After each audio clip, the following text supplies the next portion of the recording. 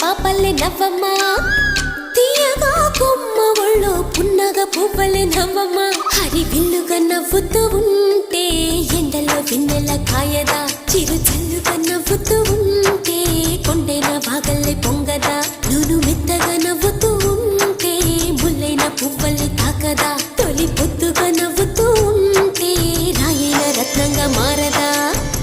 హాయిగా అమ్మ ఒళ్ళో చిన్నారి పాపల్లే నవ్వమ్మ